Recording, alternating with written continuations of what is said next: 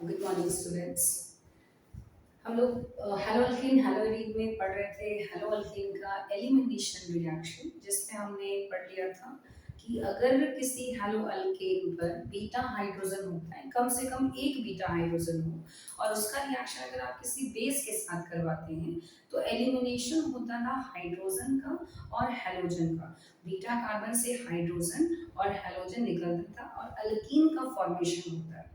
ये हमने पढ़ लिया था। इस रिएक्शन को हम लोग डिहाइड्रोहैलोजिनेशन रिएक्शन भी कहते थे, क्योंकि हाइड्रोजन भी निकल रहा है और हैलोजन भी निकल रहा है।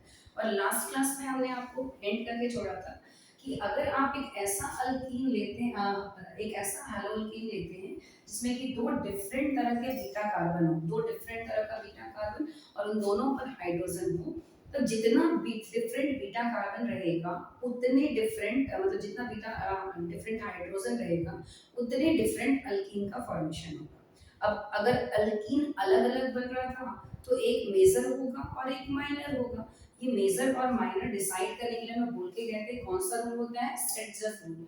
आप इसको एक बार रिकॉर्ड करो कि इसमें हम लोग क्या किए थे कि आपने लिया कोई कार्बन इस तरीके से ले रहे हैं, आप यहाँ पर है halogen, this side is again carbon, यहाँ पर है हाइड्रोजन और यहाँ सॉरी हाइड्रोजन और यहाँ पर भी आपका हाइड्रोजन CH3 है सपोज H, ठीक है, hydrogen and this side is also CH3। आप देख रहे हो इस कार्बन में यहाँ पर this carbon is alpha carbon, ये कार्बन आपका क्या हो जाएगा, अल्फा के जस्ट फ्रंट वाला कार्बन क्या होता है, बीटा कार्बन। उसके बगल में इधर भी आपका कार्बन है तो ये भी आपका क्या होगा, बीटा कार्बन। अब आप ये बताओ कि क्या दोनों बीटा कार्बन एक जैसा है। ये बीटा कार्बन एक है, इस पर तीन हाइड्रोजन जुटे हैं, यहाँ पर बीटा कार्बन इधर एक कार्बन इधर हाइड्रोजन जुटा हुआ है, यानी दोनों बीटा कार्बन आपका सेम नहीं है, आइडेंटिकल नहीं है। तब ऐसे केस में क्या होता है, एक को हमने बीटा कर लिया और एक को बीटा डैश कर लिए थे। अब जहां जहां पर हाइड्रोजन होगा बीटा और बीटा डैश पर, वहां से हाइड्रोजन और ये हैलोजन निकलेगा और दो डिफरेंट प्रोडक्ट्स का फॉर्मेशन करेगा, क्योंकि दो डिफरेंट हाइड्रोजन बीटा हाइड्रोजन है तो दो अल्कीन का फॉर्मेशन होगा। एक बार बीटा का हाइड्रोजन और ये हैलोजन निकला तो आपका कंपाउंड क्या बनता, C डबल बॉन्ड C और यहाँ पर क्या हो जाता CH2। दूसरी बार यहाँ से हाइड्रोजन और ये हैलोजन, बीटा डैश का हाइड्रोजन और हैलोजन निकलता तो आपका प्रोडक्ट क्या हो जाता, this one is carbon carbon and double bond this. तो इसके अनुसार आप देख रहे हैं कि हमारा एक बन रहा है ब्यूट 2 इन और एक बन रहा है ब्यूट 1 इन।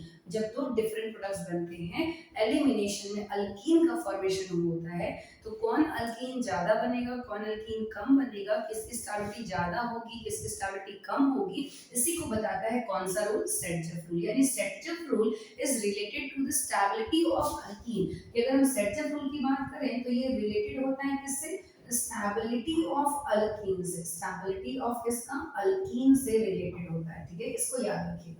सेटजेफ रूल किससे रिलेटेड है, तो स्टेबिलिटी ऑफ अल्कीन से रिलेटेड है। तो सेटजेफ रूल का स्टेटमेंट ये है कि अगर आप एलिमिनेशन रिएक्शन करवाते हैं किसी न्यूट्रल सबस्ट्रेट मॉलिक्यूल का, न्यूट्रल होना चाहिए, उस पर चार्ज नहीं होना चाहिए। चार्ज वाले सबस्ट्रेट की जब हम बात करते हैं तो वहां हॉफमैन एलिमिनेशन आता है। तो उस केस में बोला गया कि अगर आप किसी न्यूट्रल सबस्ट्रेट मॉलिक्यूल का एलिमिनेशन करवाते हैं तो अल्कीन बनता है, और अल्कीन इस तरीके से बनता है कि उसमें मैक्सिमम क्या हो, ब्रांचिंग हो, ज्यादा से ज्यादा ब्रांचिंग हो। During the elimination reaction from a neutral substrate molecule, the carbon-carbon double bond, that is alkene, is formed in such a way, इस तरीके से बनना चाहता है कि उसमें ज्यादा से ज्यादा क्या हो, ब्रांचिंग। In short हम क्या कह सकते हैं कि more substituted alkene will be more stable, कि जिस अल्कीन में ज्यादा ब्रांचिंग होगा, जिस अल्कीन में ज्यादा सब्स्टिट्यूएंट होगा, जिस अल्कीन में ज्यादा अल्काइल ग्रुप जुटा होगा, वो अल्कीन आपका क्या होगा, ज्यादा स्टेबल होगा। अकॉर्डिंग टू व्हिच रूल, तो सेटजेफ रूल। क्लियर। अब इसका एग्जांपल देखिए, जैसे हमने लिया CH3, यहाँ पर आपके पास H, this side is CH3, फिर है CH, यहाँ पर हमने लिया सपोज Cl और ये है आपका CH3। ठीक है, ये हमने एक अल्काइल हैलाइड लिया। अब आपको याद होगा एलिमिनेशन हम लोग करवाते थे बेस के प्रेजेंस में, और जो बेस होता था वो आपको याद होगा हम लोग क्या लेते थे, KOH का अल्कोहलिक सॉल्यूशन। ये हमेशा याद रखिएगा, अल्कोहलिक है या एक्वस। एक्वस होगा तो सब्स्टिट्यूशन रिएक्शन होगा, अगर अल्कोहलिक लिखा हुआ है तो एलिमिनेशन रिएक्शन होगा। इस चीज पर एकदम ध्यान दीजिएगा।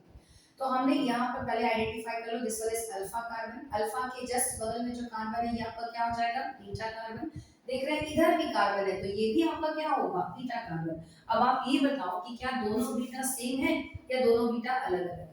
दोनों बीटा कैसा है, दोनों बीटा अलग अलग है और दोनों पर ही हाइड्रोजन है। तो जितने डिफरेंट बीटा हाइड्रोजन उतने अल्कीन का फॉर्मेशन होता है। इसमें अब जब हमने इसका रिएक्शन करवाया KOH के साथ, किसके साथ करवा रहे हैं, KOH। अब खुद बताओ एक्वस या अल्कोहलिक क्या लिखेगा एलिमिनेशन में, तो एलिमिनेशन के लिए हम लोग लेते हैं अल्कोहलिक सॉल्यूशन, क्योंकि अल्कोहलिक में it will behave as a क्या, बेस, तो बेस का काम था। अब ये जो बेस था, याद होगा रिएक्शन अटैक करता था बीटा हाइड्रोजन पर, बीटा हाइड्रोजन पर अटैक किया, हाइड्रोजन अपना इलेक्ट्रॉन दिया और यहाँ से कौन निकल गया, Cl। तो यहाँ पर अभी हम दिखा रहे हैं, एक हमने कर दिया बीटा, एक हमने कर दिया बीटा डैश। जब बीटा और अल्फा से हाइड्रोजन और हैलोजन निकला, तो आप बताओ बच्चा लोग प्रोडक्ट क्या बनेगा। यहाँ पर बस डबल बॉन्ड हो जाएगा, अल्फा और बीटा के बीच में डबल बॉन्ड, तो आपका प्रोडक्ट बनता है CH3, C यहाँ पर हो गया CH3, फिर double bond CH, single bond CH3, ये आपका अल्कीन बन रहा है। अब दूसरे केस में आप देखो, जब बीटा डैश से एक हाइड्रोजन, अब CH3 है, एक हाइड्रोजन और यहाँ से हैलोजन निकला, तो अल्फा और बीटा डैश के बीच में डबल बॉन्ड बन जाएगा। तो हमारा प्रोडक्ट क्या होगा बच्चों, तो प्रोडक्ट हो जाएगा दिस वन, CH3 CH, यहाँ पर पहले से था CH3 single bond CH and then double bond क्या, CH2। अब आपने देखा कि दो डिफरेंट अल्कीन का फॉर्मेशन। अब जब दो प्रोडक्ट बन रहे हैं तो आपका सेम नहीं बन सकता, ये जब भी बनेगा तो एक मेजर होगा और एक माइनर। मेजर और माइनर एलिमिनेशन रिएक्शन में अल्कीन जब बनता है तो कौन डिसाइड करता है, सेट्ज़ेफ रूल। सेट्ज़ेफ रूल के अनुसार क्या है कि जिस अल्कीन में ज्यादा ब्रांच होगा, जो ज्यादा सब्स्टिट्यूटेड होगा, जो ज्यादा अल्काइलेटेड होगा, वो ज्यादा स्टेबल होगा। ठीक है, तो इस तरह से आप यहाँ पर देखो, आपने देखा कार्बन कार्बन डबल बॉन्ड बनता है, तो ये चल रहा हमारा कार्बन कार्बन डबल बॉन्ड, इसको आप ये। अब इसमें आप देखो कितने ब्रांचिंग है, इस कार्बन से एक ये ब्रांच हुआ, इसी कार्बन से ये भी ब्रांच हो गया और इस कार्बन से डबल बॉन्ड कार्बन से ये एक ब्रांच हुआ। यानी इसमें कितने सब्स्टिट्यूएंट है, नंबर ऑफ सब्स्टिट्यूएंट कितना हो जाएगा, तो number of substituent is equal to हो गया 3। अब इसमें आप आइडेंटिफाई करिए, ये है आपका कार्बन कार्बन डबल बॉन्ड। अब इस कार्बन से बताइए इधर कोई अल्काइल ग्रुप तो नहीं जुटा है। अब ये डबल बॉन्ड कार्बन से देखो डायरेक्टली कितने कार्बन जुटे हुए, तो डायरेक्टली तो सिर्फ एक ही कार्बन जुटा हुआ है, यानी इसमें नंबर ऑफ सब्स्टिट्यूएंट कितना हो गया, इसमें number of substituent is equals to 1। जिसमें ज्यादा सब्स्टिट्यूएंट वो ज्यादा stable according to Saytzeff rule. तो ये जो अल्कीन बना, this one is more stable, ये आपका क्या होगा, मोर स्टेबल। और हम लोग जानते हैं कि रिएक्शन उधर प्रोसीड करता है जिधर स्टेबिलिटी मिलती है, तो ये ज्यादा स्टेबल है तो मेजर प्रोडक्ट हो जाएगा, ज्यादा से ज्यादा ये बनेगा। और ये लेस स्टेबल है तो ये क्या हो जाएगा, ये क्या होगा बच्चा लोग, माइनर प्रोडक्ट हो जाएगा, ये माइनर प्रोडक्ट हो जाएगा। तो यही है आपका पूरा सेट्ज़ेफ रूल। सेट्ज़ेफ रूल यही कहता है कि जब हम एलिमिनेशन करवाते हैं किसी सबस्ट्रेट मॉलिक्यूल का, तो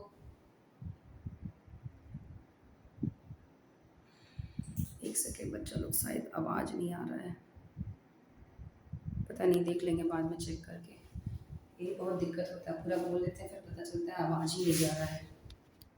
होपफुली जा रहा हो, इसको बाद में चेक किया जाएगा। ओके, तो सेट्ज़ेफ रूल यही कहता है कि कार्बन कार्बन डबल बॉन्ड बनेगा इस तरीके से कि उसमें ज्यादा से ज्यादा ब्रांचिंग हो, और ज्यादा ब्रांचिंग होगा तो उसमें सब्स्टिट्यूएंट क्या होगा, ज्यादा होगा। तो ये था हमारा सेट्ज़ेफ रूल। अब इसका एक दो और आप एग्जांपल्स कर सकते हैं, बहुत अच्छा एग्जांपल इसमें एनसीईआरटी के क्वेश्चंस हैं, उसको आप बना करके देखिएगा। मेजर प्रोडक्ट लिखने के लिए होता है कौन मेजर होगा और कौन माइनर होगा। जैसे और एग्जांपल्स आप करना चाहते हैं तो देख सकते हो एग्जांपल्स।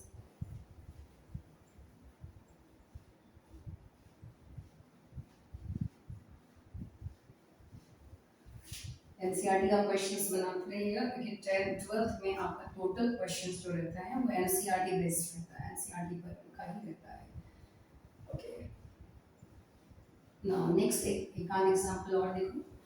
नेक्स्ट एग्जांपल है, जैसे मान लो आपने लिया दिस वन CH3, यहाँ पर है CH, फिर हमने लिया Cl या Br, कुछ भी ले सकते हो। This one is CS3 CS2 and CH3 and CH3, ये हमने एक कंपाउंड लिया। अब आप पहले चेक कर लो कि इसमें अल्फा और बीटा कहाँ कहाँ है, आइडेंटिफाई कर लें। तो आप यहाँ पे लिख रहे हैं कि जिस कार्बन से हैलोजन जुटा है उस कार्बन को हम क्या बोलते हैं, अल्फा कार्बन। उसके जस्ट बगल में जो भी कार्बन होगा सब बीटा कार्बन। क्योंकि अल्फा के बाद बीटा आता है। तो अल्फा के बाद हम देख रहे हैं तो ये हमारा बीटा कार्बन दिख रहा है, इधर भी देख रहे हैं तो इधर भी हमको बीटा कार्बन दिख रहा है। अब ऊपर देख रहे हैं तो यहाँ पर भी एक और कार्बन से डायरेक्टली जुड़ा हुआ है, यानी इस पूरे कंपाउंड में 3 बीटा कार्बन है। अब सभी पर चेक करो हाइड्रोजन है या नहीं, यहाँ भी हाइड्रोजन है, इसके पास भी हाइड्रोजन है और इसके पास भी हाइड्रोजन है। अब आप ये बताइए कि क्या तीनों बीटा सेम है या अलग अलग है? तो तीनों बीटा क्या है, अलग अलग है। एक को बीटा कर दिए, एक को बीटा डैश कर दिए और एक को beta double dash.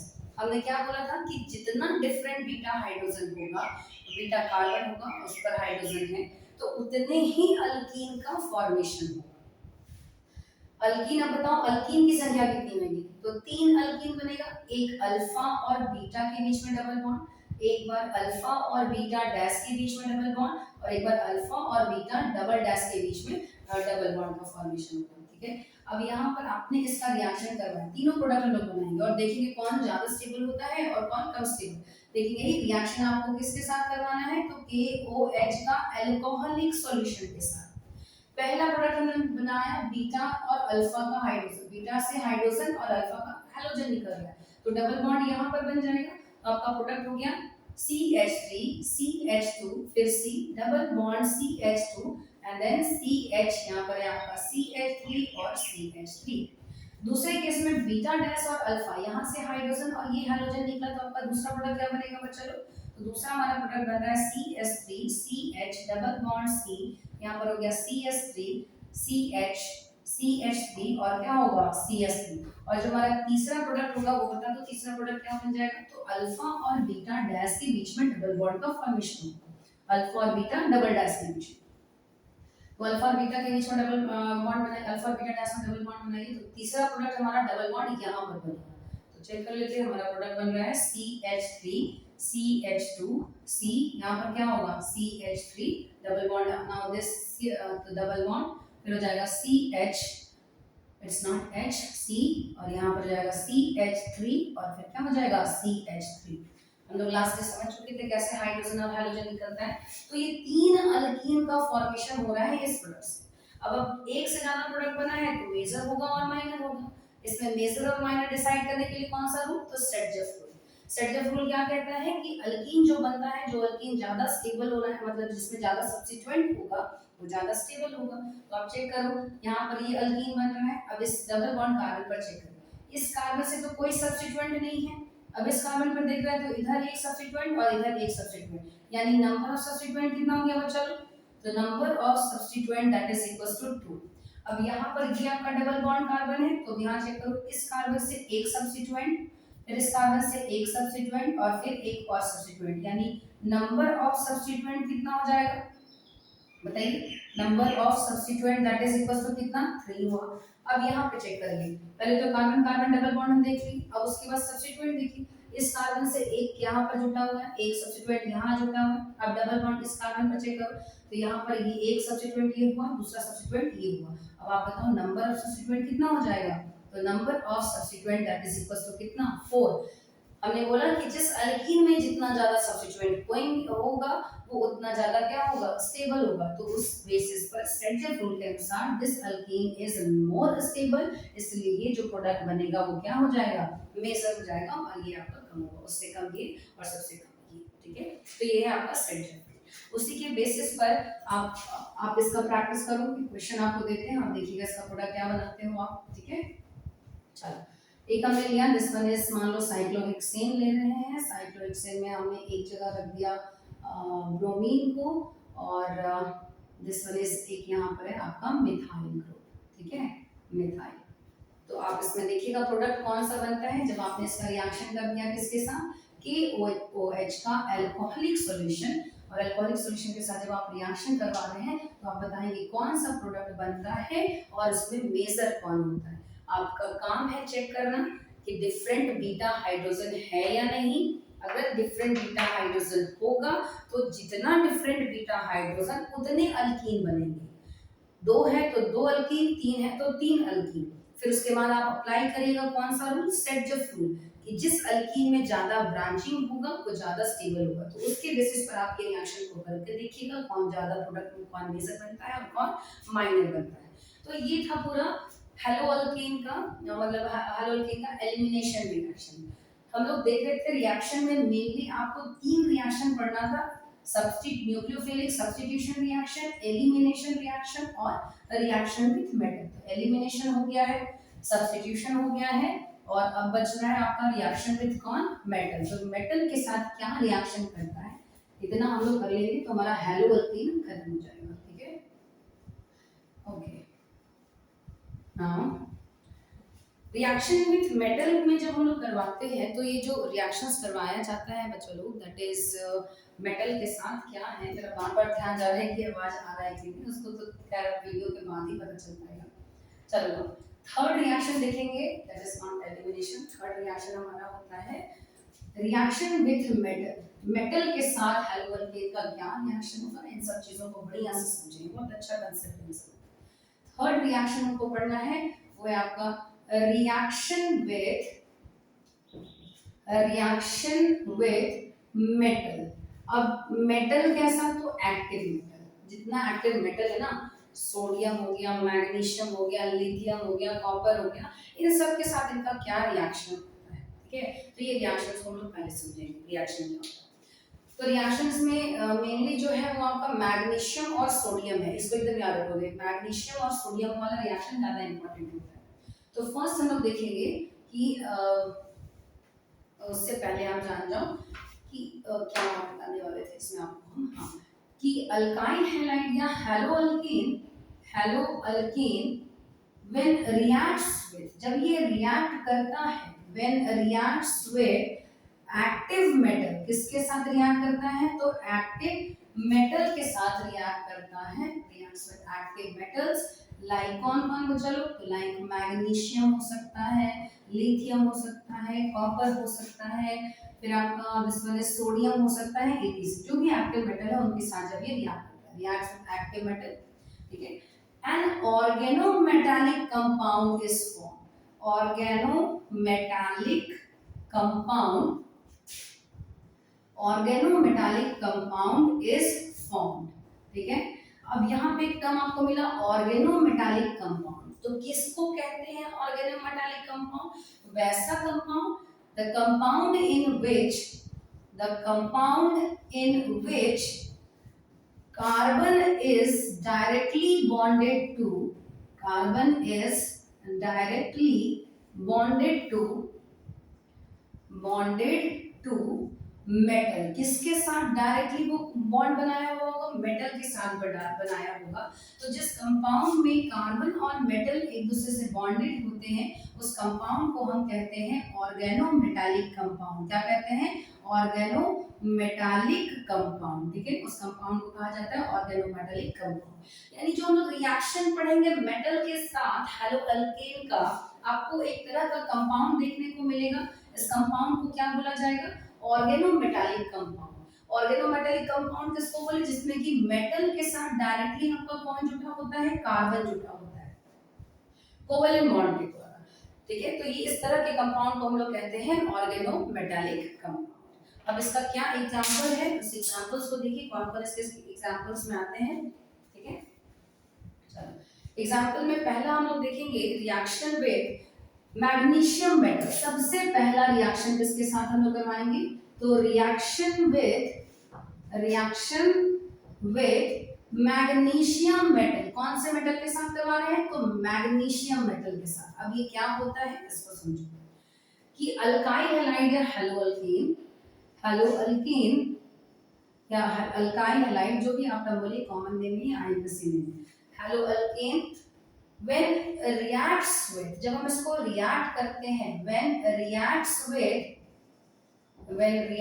with magnesium metal, किसके साथ, तो मैग्नीशियम मेटल के साथ, in the presence of dry ether, किसके प्रेजेंस में करवाया गया, तो ड्राई ईथर के प्रेजेंस में करवाते हैं।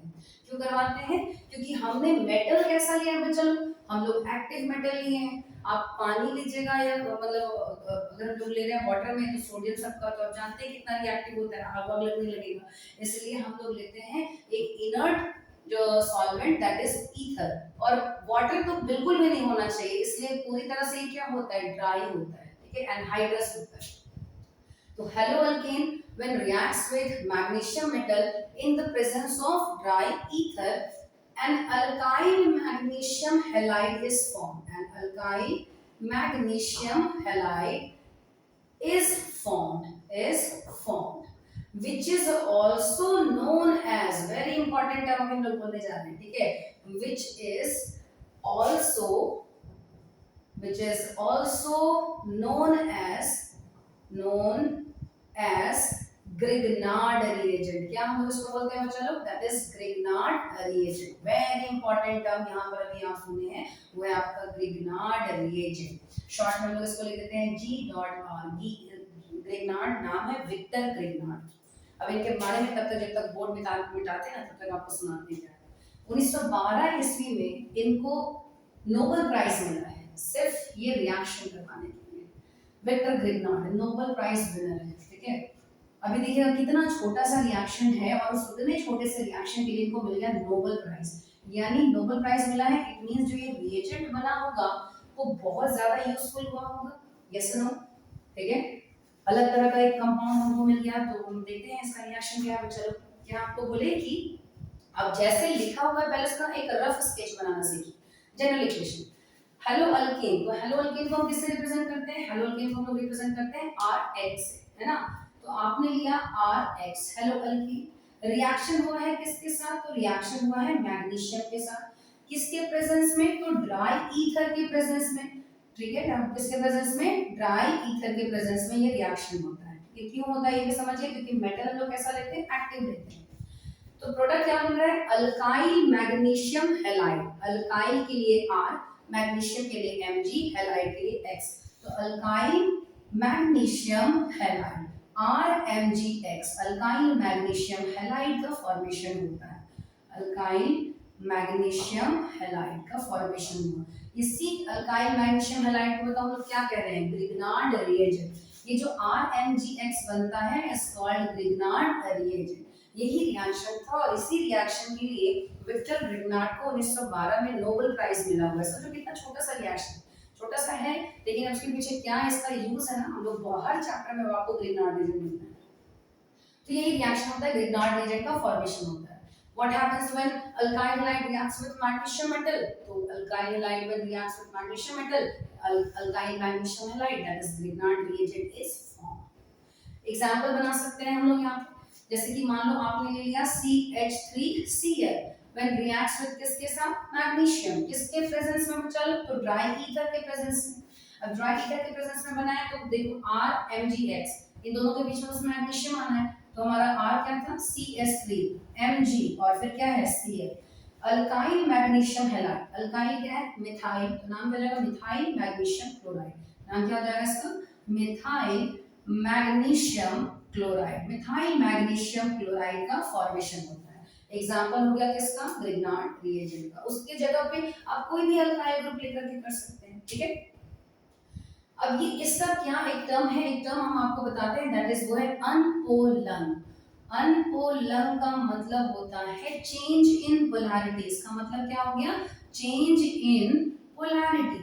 अब पोलैरिटी कहने का मतलब, अब इस अल्काइल को चेक करिए, अल्काइल जब हैलोजन के साथ जुड़ा हुआ था तो halogen more electronegative, partial negative, alkyl के ऊपर क्या था, पार्शियल पॉजिटिव। लेकिन जब ये रिएक्ट कर लिया मैग्नीशियम के साथ, तब अल्काइल किसके साथ जुड़ चुका है, मैग्नीशियम के साथ। यानी यहाँ पर कार्बन और मेटल के बीच में बॉन्ड बना या नहीं बना, बन गया। मेटल हमको पता है कि इलेक्ट्रोपॉजिटिव होता है, यानी इस मेटल की इलेक्ट्रोनेगेटिविटी कार्बन के कंपैरिजन में बहुत कम है। तो मेटल पर हो गया है प्लस चार्ज, कार्बन पर हो गया है माइनस चार्ज, यानी इस ग्रिग्नार्ड रिएजेंट के अल्काइल ग्रुप पर चार्ज कैसा डेवलप हो गया, माइनस चार्ज डेवलप हो गया। यही अल्काइल जब रिएक्टेंट के साइड था तो चार्ज था प्लस, और जब ये प्रोडक्ट बन गया तो चार्ज हो गया माइनस। बताओ पोलैरिटी चेंज हुआ कि नहीं, तो पोलैरिटी चेंज हो गया, प्लस से माइनस बन गया ये। तो इसी टर्म को कहा जाता है अनपोलन, यानी change in polarity. Very important कि जहां भी ग्रिग्नार्ड रिएजेंट होगा ग्रिग्नार्ड रिएजेंट के अल्काइल ग्रुप पर आप एकदम याद रखोगे कि जो चार्ज होता है वो माइनस चार्ज होता है, और इतना रिएक्टिव ये रिएजेंट है कि कहीं भी इसको पॉजिटिव मिलेगा तुरंत उसके साथ जाकर के जुड़ जाएगा। इसीलिए जब ग्रिग्नार्ड रिएजेंट बनाया जाता है तो वाटर बिल्कुल भी नहीं लिया जाता। क्यों इसमें वाटर नहीं लिया जाता? क्योंकि हमने बोला Grignard reagent is highly reactive reagent, बहुत ही ज्यादा रिएक्टिव है।